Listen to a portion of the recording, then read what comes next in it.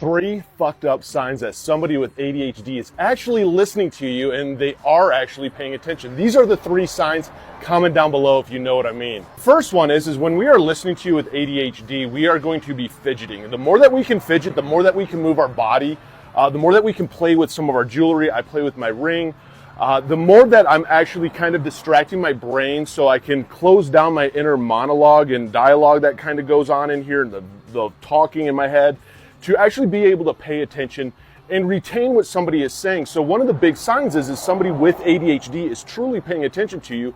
They are a lot of times fidgeting. For us to sit still and not fidget takes a lot of brain power, which then means we're not listening to you. The second one is this: we don't make eye contact. We will not look you in the eye, because a lot of people with ADHD, believe it or not, are actually really visual people, at least with myself even. So if I'm looking you in the eye, I'm using my brain power and energy to pay attention and look you and lock eye contact with you. If I'm not looking at somebody and I'm actually listening to them, I can envision what they're saying, I can retain what they're saying, and it allows me to actually engage in the conversation because I can almost picture in my head what we are actually talking about.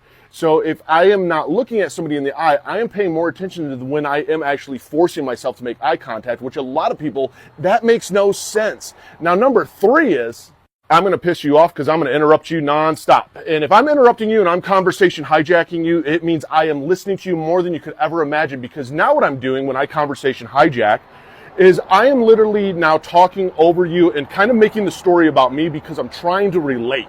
I'm trying to make sure and actually confirm that I know what we are talking about, to be able to go, okay, this is what you mean, and relate it to something that I have experienced, so I can put myself in your shoes to fully comprehend what you are sharing. It is actually one of the most annoying things, but one of the best things that shows that somebody with ADHD is actually listening to you, is they're going to conversation hijack from you. The best thing to do is when we do that, let us talk, confirm that yes, that's how you felt, that's what went on, and bring the conversation back, because we will actually let you steal the conversation back once we get the confirmation that what we thought is correct. And I just share from experience. I got diagnosed with ADD at 13. I got re-diagnosed with ADHD at 17. And the more that we share, the more that we share our own experiences, the more that it helps anybody out there who struggles with ADHD. And that's what it's all about. And there are a lot of superpowers when it comes to it. So anybody out there struggling, hopefully this helps you.